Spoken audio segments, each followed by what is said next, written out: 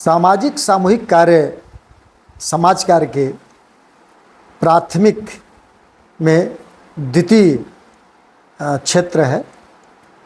चरण किस पे बोला जाता है, प्रविधियाँ बोला जाता है। उस सामाजिक सामूहिक कार्य के विषय में आज हम चर्चा करेंगे, जिसमें व्यावसायिक सामूहिक कार्य के विकास के बारे में। हार्टफोर्ड के अनुसार समूह कार्य के प्रमुख 3 क्षेत्रों को उन्होंने 1930 तक जारी किया था। पहला था समूह सदस्यों का विकास एवं सामाजिक समायोजन करना। दूसरा था समूह सदस्यों में ज्ञान निपुणता के साथ रुचियों को विकसित करना। तीसरा उनका उद्देश्य था समूह सदस्यों को समुदाय के प्रति उत्तरदायित्वों के भावनाओं को विकसित करना। ये 3 उद्देश्य जो है 1930 तक रहा। फिर व्यावसायिक सामाजिक कार्य के विकास में जब परिभाषाओं की बात करते हैं, पहला डिफिनीशन सामाजिक समायोजन, ये 1935 में आया न्यूज़लेटर के द्वारा, कि समूह के साथ, समूह में रहने वाले लोगों के साथ, समुदायों के प्रति एक सामाजिक समायोजन की भावनाओं को विकसित करना। फिर 1937 में कोयल के द्वारा विकसित हुआ व्यक्तित्व की अंतःक्रियाएं, यानी समूह में रहने वाले सदस्यों के साथ हम किस तरह के उनके व्यक्तित्व में बदलाव ला सकते हैं, उनके विकसित कर सकते हैं, उनके ज्ञान बढ़ा सकते हैं, उनके अंदर रुचियों को और विकसित कर सकते हैं। 1948 में एक समूह कार्य की उन्नति के लिए एक संघ बना। उस संघ ने उस समूह में कार्यक्रम की भागीदारी को परिभाषित किया। उनका यह था सोचना कि समूह सदस्यों के साथ जितना भी कार्यक्रम इवेंट हो, उसकी भागीदारी सुनिश्चित हो। अब समूह में रहने वाले सभी सदस्यों के साथ कार्यक्रम भागीदारी होना था, जैसे ड्रामा, जैसे कोई नृत्य, जैसे कोई पुराने कला, यानी पुराने चीज़ों को समूह के साथ दिखाने के लिए, यानी सबका, जैसे रामायण हुआ, महाभारत हुआ, कृष्ण लीला हुआ, उससे एक प्रेरणा मिलता था समूह को, सदस्यों को सच्चाई का, ऑनेस्टी की, ईमानदारी का और कार्य करने की क्षमताओं को, उससे उनको ज्ञान भी मिलता था और उस स्किल के साथ साथ वो आइडियल भी बनते थे। उसके अनुसार समूह सदस्यों का ज्ञान विकसित होता था। फिर 1949 में विल्सन रायल्ड नाम के समाज कार्य के साइंटिस्ट थे। उन्होंने कार्यकर्ता के प्रभावित सामूहिक जीवन पर बात किया, यानी कार्यकर्ता जो चीज़ों को देखता था, जो समूह सदस्यों के लोग थे, उनके साथ एक समूह वर्कर, यानी ग्रुप वर्कर हम उसको बोलते हैं, सामूहिक कार्यकर्ता। वो सामूहिक कार्यकर्ता के द्वारा जो समूह सदस्यों को प्रेषित किया जाता था, उससे उनके जीवन पर प्रभाव पड़ता था। ये बहुत बड़ा प्रकरण था कि जैसे सामूहिक कार्यकर्ता राम का प्रभाव पूरे समाज पर, यानी पूरे समूह के सदस्यों पर पड़ा। ये एक मर्यादा पुरुषोत्तम राम थे। इसी तरह कृष्ण थे, कृष्ण का भी पूरा प्रभाव समूह सदस्यों पर पड़ा। उसी तरह हमारे बौद्ध धर्म में लाते हैं सिद्धार्थ के द्वारा, उनका भी समूह सदस्यों पर पड़ा। उन्होंने अहिंसा को सबसे ज़्यादा प्रमाणित किया कि अगर समूह सदस्यों में अहिंसा की भावना विकसित होगी तो उससे सामाजिक समूह के सदस्यों या वो समूह बहुत ज़्यादा उन्नत करेगा। इसलिए आप देखेंगे कि धीरे धीरे बौद्धिज्म की तरफ लोग बढ़ते चले गए। फिर 1949 में एक डिफिनीशन और आया हैमिल्टन के द्वारा।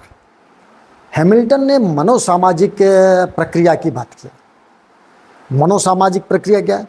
किसी व्यक्ति के मन के स्थिति को जानते हुए उसमें बदलाव लाना।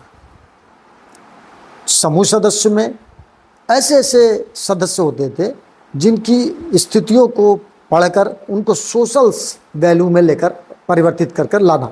जैसे अंगुलीमाल एक अच्छा डाकू था, सप्तऋषि से मुलाकात हुई, उन्होंने लूटने की कोशिश किया अंगुलीमाल ने।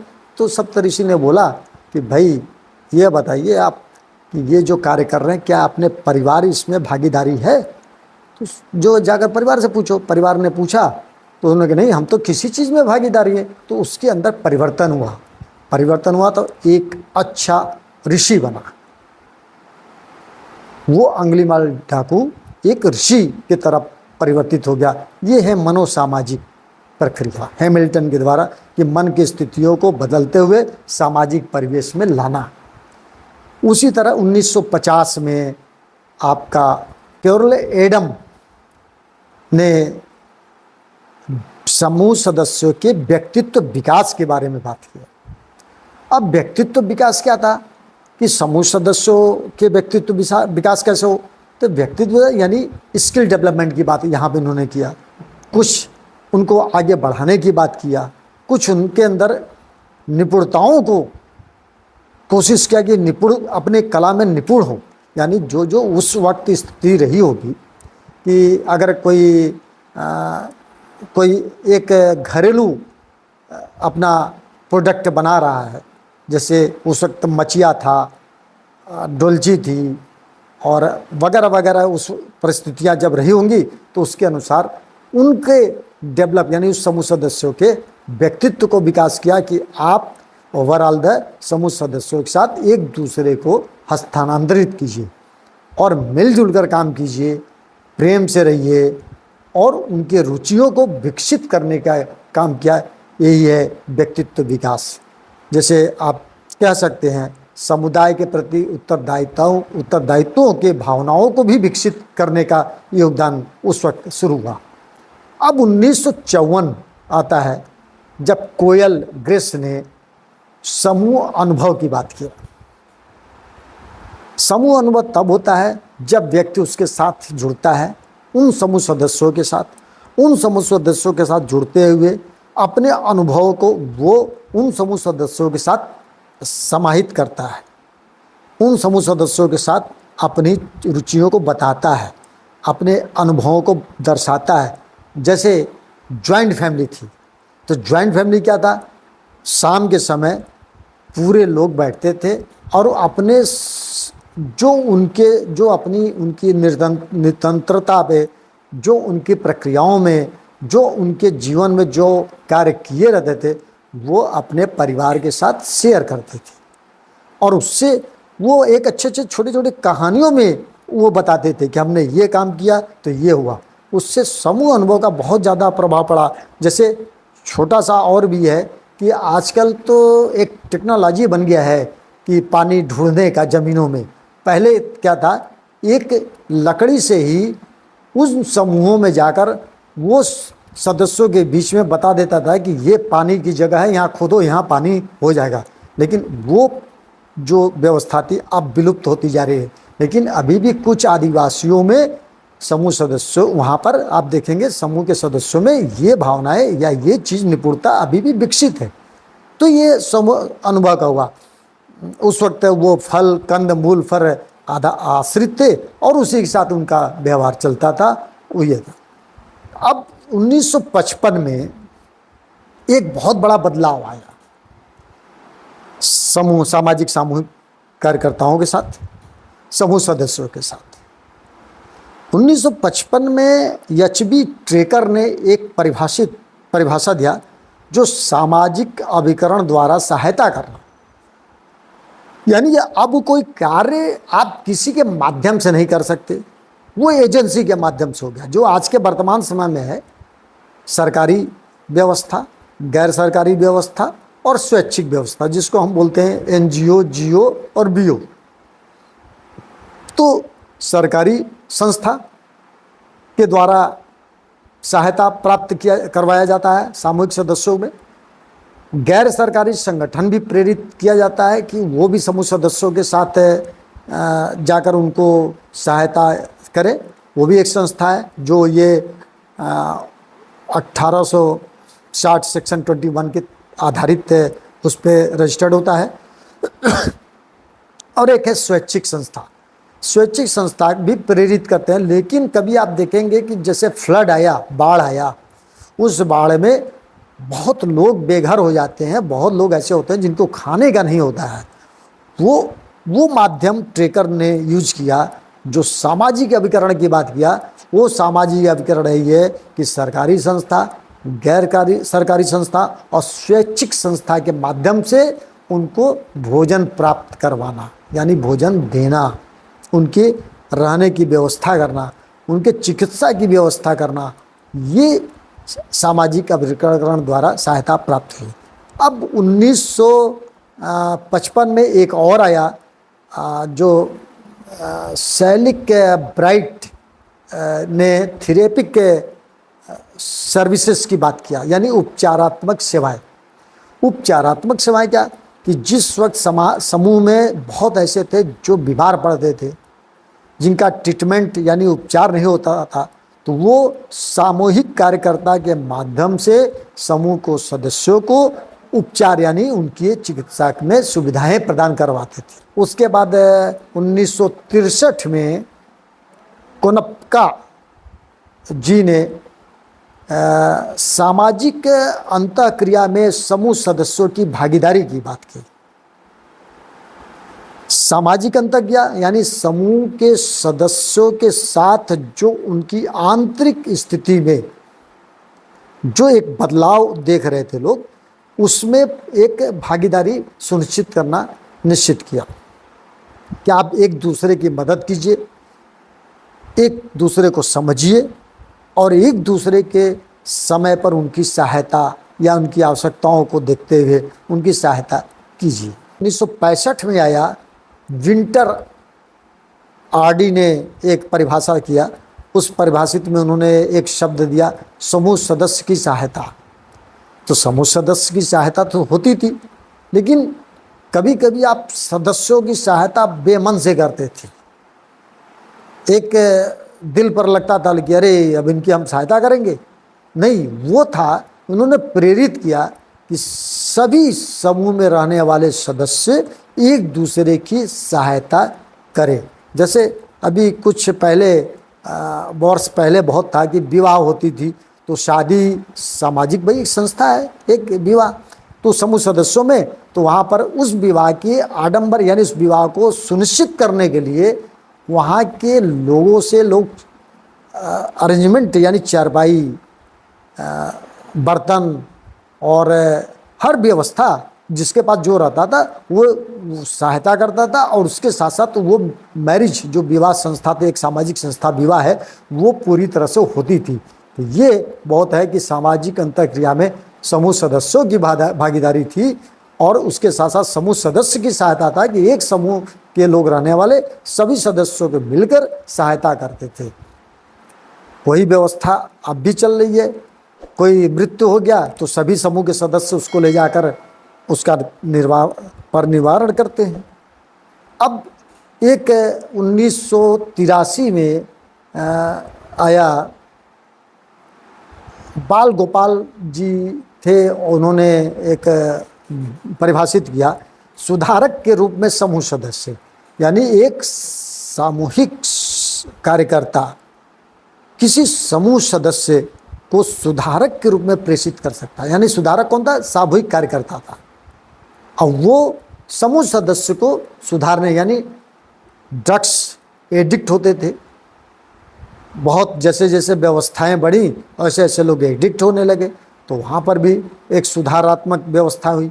फिर सामाजिक सुधारक की बात कर रहे हैं तो सती प्रथा व्यवस्था थी, वहाँ पर भी सुधारक की राजा राम मोहन जी राय ने किया। फिर बाल विवाह था, वहाँ पर भी ये सुधारक की व्यवस्था हुई।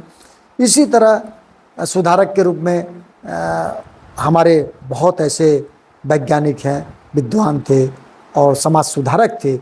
महात्मा गांधी जी ने किया, रविन्द्रनाथ टैगोर जी ने किया, विवेकानंद जी ने किया, राजा राम मोहन राय ने किया।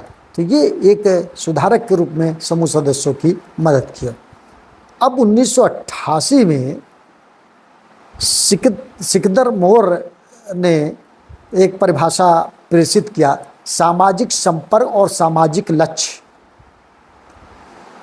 यानी बहुत उस वक्त एक डिस्टेंस बनता चला गया, दूरियां बनती चली गई समूह सदस्यों के साथ, तो उनको जोड़ने का प्रयास किया गया।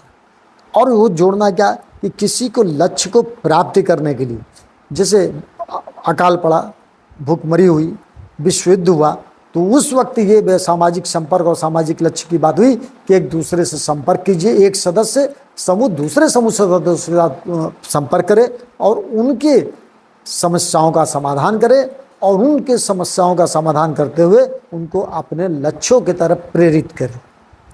फिर 2008 में एच.वाई. सिद्दीकी जी ने एक परिभाषित किया मानवीय संबंध।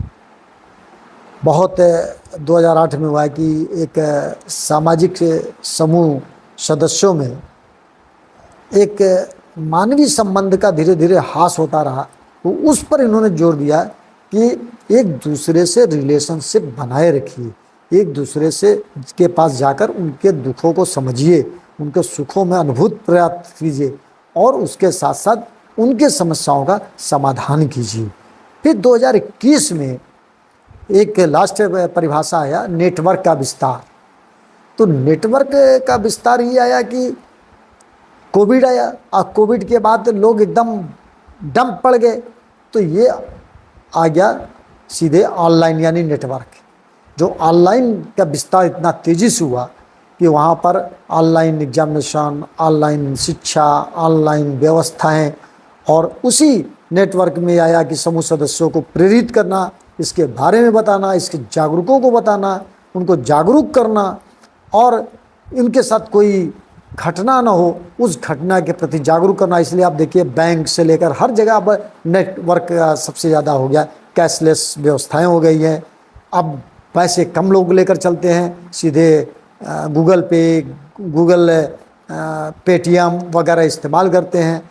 तो ये एक अच्छी व्यवस्था हो गई कि हम बैठकर ही सामाजिक सामूहिक कार्य के जो सदस्य हैं उनको प्रेरित करते हैं, उनको जागरूक करते हैं। और ये व्यावसायिक सामूहिक कार्य का जो विकास हुआ, उन तीनों जो उद्देश्य थे 1930 में, वो अब भी है।